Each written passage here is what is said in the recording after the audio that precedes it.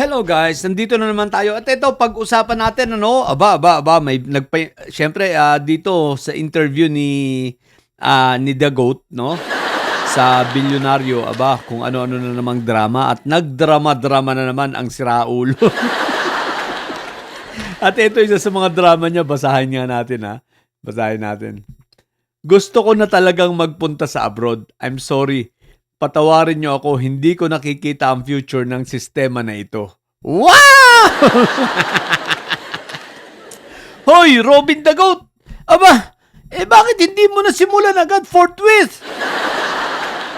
Bakit hindi ka na mag-resign at umalis ka na lang naman? Kasi alam mo kung bakit, Robin, sa totoo lang, kung gusto mong makatulong sa ating bansa, ang pinakatulong na magagawa mo ay mag-resign ka. At lumaya sa Pilipinas, yun ang pinakamaganda. Itong sinasabi mo, wag ka na mag-sorry, tanga. Unang-una, hindi ka kailangan ng Pilipinas. Dahil lumabas ang kabubuhan, ang tanging ipinagpapasalamat ng mga Pilipino sa'yo, alam mo kung ano?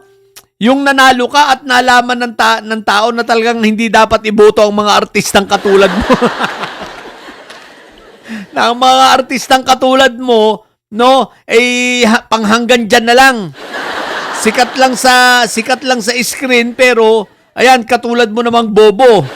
Bagamat hindi namang lahat dahil meron namang magagaling talagang mga artistang nagserbisyo rin naman sa ating bansa. Pero kapag ang level ay sa katulad mo na umihimod sa puwet na naging loyal kay Fentaboy dahil binigyan ng absolute pardon, namo. Yun lang ang tanging mabuting nagawa mo sa bansa, nagising ang mga Pilipino at hindi iboto ang artistang katulad mo. Kaya nga yung mga kumandidato na artista nung 2025 na mga natalo, dapat ikaw ang sisihin eh. Bakit? Ano ang impresyon ng taong bayan? Sabi na ko po, mag-aala The Goat na naman yan. Robin Padilla na naman yan. Huwag na natin iboto ang artistang yan. Madala na tayo. Isipin mo si Robin Padilla. Nagpapasweldo tayo nang wala namang pakinabang. O, di ba? Kaya kayong dalawa, si Bato naman iniestapa ang sambayan ng Pilipino. Sa sobrang kapal ng mukha, patuloy na sumesweldo, kumukuha ng sweldo nang hindi nagtatrabaho. Parang ikaw, wala ka namang ginagawa sa Senado, kundi magmuya, magpabida-bida. Tapos yung katangahan mo, binibigyan mo pa ng president ng Senado na pwede pala yun na maging bias agad. Na alam mo na ikaw ay sa impeachment na tinutukoy ko alam mo naman na ikaw ay magiging senator judge, tapos sinasabi mo agad na para sa iyo walang kasalanan si Inday Sayad. At kung meron mang kasalanan talagang ikaw ay mananatiling sa kanila ay sumusuporta dahil nga siraulo ka, di ba? Kaya huwag ka lang magdrama-drama.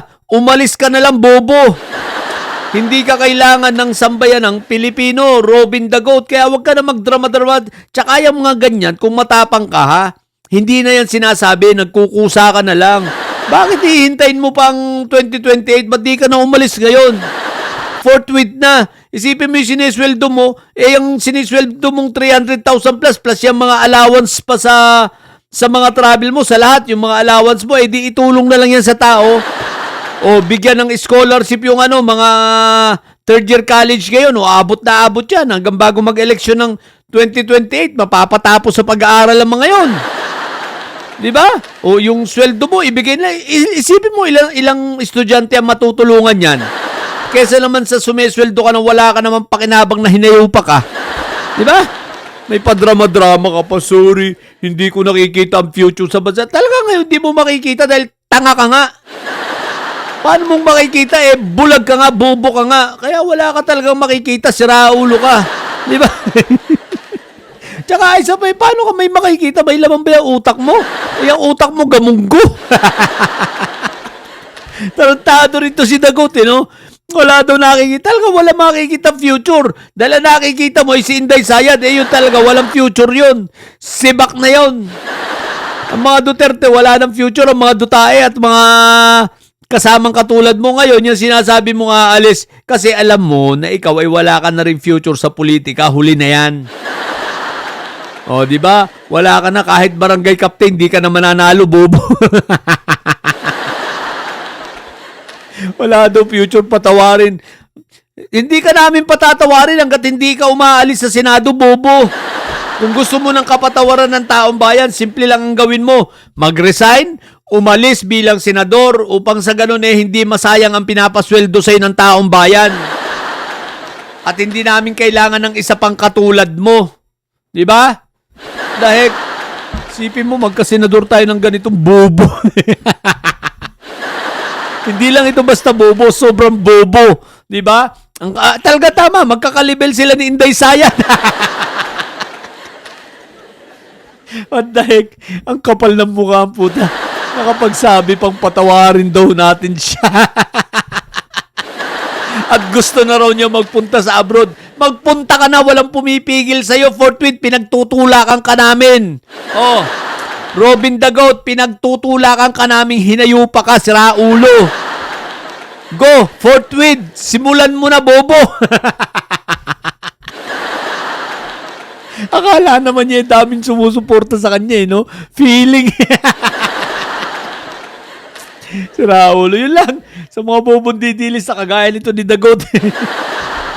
Natili kayo mga bobo at may sayad, ha? At ang tatay nyo ay preso, ang BP nyo ay bobo. Sabagat ang may sayad ay laging high blood. Bye!